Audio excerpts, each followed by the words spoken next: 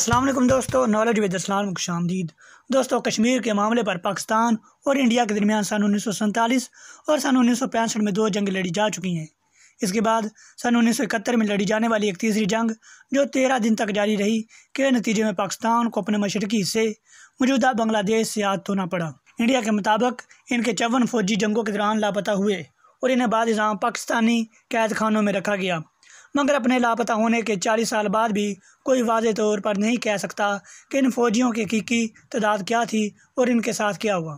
گزشتہ برس جولائی میں حکمران جماعت بھارتیہ جنتا پارٹی نے انڈین پارلیمان کو آگاہ کیا تھا کہ ان لاپتہ 54 فوجیوں سمیت مجموعی طور پر 83 انڈین فوجی پاکستان کی تحویل میں ہیں۔ ان 54 کے علاوہ باقی فوجی شاید وہ ہوں جو غلطی سے سرحد پار کر گئے یا مبینہ طور پر جاسوسی کے الزام میں پکڑے گئے، لیکن پاکستان نے ہمیشہ کسی بھی انڈین فوجی کے پاکستان کی تحویل میں ہونے کی تردید کی ہے۔ سینئر انڈین صحافی چندر سوتا ڈوگرا نے کئی سال لگا کر ان 54 فوجیوں کی کہانی پر تحقیق کی ہے۔ اس حوالے سے انہوں نے کتاب دا پرائزنر ہو نیور کیم بیک، یعنی وہ قیدی جو کبھی واپس نہیں لوٹے، لکھی ہے، جس میں ان گمشدہ فوجیوں کے حوالے سے اہم سوالات کے جواب دینے کی کوشش کی گئی ہے۔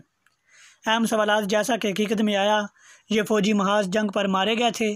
کیا انڈیا کے پاس ایسے شواہد ہیں جو ثابت کرتے ہیں کہ یہ قیدی پاکستان کی تحویل میں تھے؟ کیا پاکستان نے ان قیدیوں کو صرف اس لیے اپنی تحویل میں رکھا کہ مستقبل میں وہ انہیں سودے بازی کے لیے استعمال کر پائیں گے؟ کیا ان میں کچھ فوجی جیسا کہ چند پاکستانی فوجی افسران سمجھتے ہیں انڈین انٹیلیجنس اہلکار تھے جو جاسوسی کرتے ہوئے پکڑے گئے؟ کیا پاکستان تحویل میں ان پر اتنا تشدد ہوا کہ وہ انڈیا کو واپس کرنے کے قابل نہیں رہے؟ کیا 54 لاپتہ فوجیوں میں چند وہ تھے جنہیں پکڑے جانے کے فوراً بعد ہلاک کر دیا گیا تھا؟ دوستو، اس تصویر میں سن 1971 میں پکڑے جانے والے پاکستانی فوجی بنگلہ دیش کے راستی کیمپ میں بیٹھے ہیں۔ سن 1990 کے اوائل میں انڈین عدالت میں ان لاپتہ فوجیوں کے مقدمے میں انڈین حکومت نے 2 حلف نامے جمع کروائے تھے، جس میں دعویٰ کیا گیا تھا کہ وہ تصدیق کر سکتے ہیں کہ 54 میں سے 15 فوجیوں کو مار دیا گیا ہے۔ اس سوال کا جواب بھی جاننے کی کوشش کی گئی کہ ایسا کیوں کیا گیا، اور اگر ایسا ہوا بھی تو آج انڈین حکومت کا یہ موقف کیوں ہے کہ وہ تمام 54 فوجی اب بھی لاپتہ ہیں؟ انڈین صحافی چندر سوتا ڈوگرا کہتی ہیں کہ یہ واضح ہے کہ انڈین حکومت جانتی تھی کہ گم شدہ فوجیوں میں کچھ در حقیقت مار دیے گئے تھے، تو پھر انہوں نے مارے جانے والوں کے نام گمشدہ کی فہرست میں کیوں رہنے دیے؟ یہ بہت واضح ہے کہ ایسا جان بوجھ کر کیا گیا تاکہ وہ فوجیوں کے اہل خانہ اور انڈین عوام کے سامنے اپنی صفائی پیش کر سکیں۔ ایک گمشدہ فوجی کے رشتہ دار نے انہیں بتایا کہ حکومت اپنی ذمہ داری پوری کرنے میں ناکام رہی ہے۔ انہوں نے کہا کہ جنگ کی فتوحات کے جوش و خروش میں ہم ان فوجیوں کو فراموش کر چکے ہیں۔ میں اس کا قصور وار ماضی کی حکومتوں اور دفاعی اسٹیبلشمنٹ کو سمجھتی ہوں۔ ہم یہاں تک چاہتے تھے کہ کوئی تیسری پارٹی اس معاملے میں ثالثی کرتی اور اس حوالے سے سچ سامنے لائے، مگر انڈین حکومت اس پر رضامند نہ ہوئی۔ یہ کہانی کا ایک رخ ہے۔ صحافی چندر ڈوگرا کو کچھ ایسے شواہد بھی ملے جو ثابت کرتے تھے کہ ان گمشدہ 54 فوجیوں میں کچھ جنگوں کے خاتمے کے بعد بھی پاکستانی جیلوں میں قید تھے اور زندہ تھے۔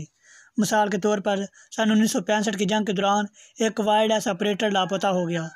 انڈین فوج کی جانب سے ان کا اہل خانہ کو اگست 1966 میں آگاہ کیا گیا کہ وہ جنگ کے دوران مارے جا چکے ہیں، مگر سن 1974 سے 1980 کی دہائی کے اوائل تک پاکستانی قید خانوں سے رہائی پا کر واپس انڈیا آنے والے 3 قیدیوں نے حکام اور وائلڈ ایس آپریٹر کے اہل خانہ کو اطلاع دی کہ وہ اب تک زندہ ہیں اور پاکستان کی تحویل میں ہیں، مگر پھر بھی انڈین حکومت کی جانب سے کچھ نہیں کیا گیا۔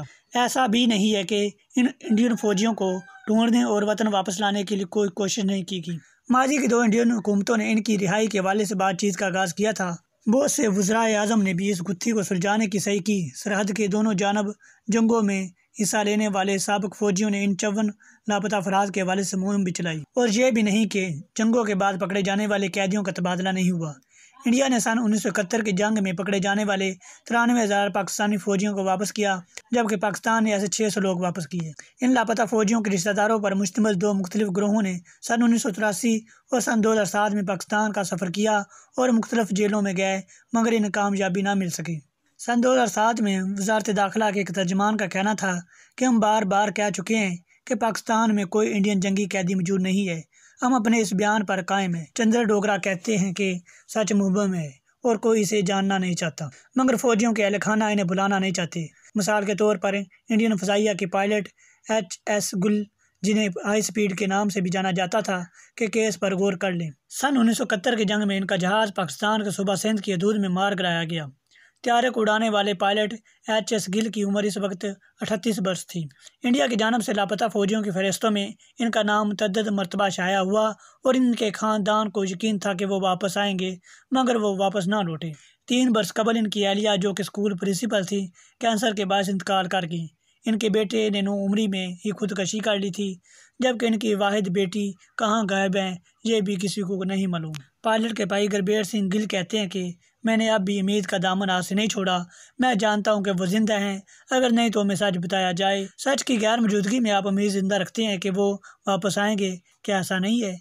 امید مشکل ہی سے ختم ہوتی ہے۔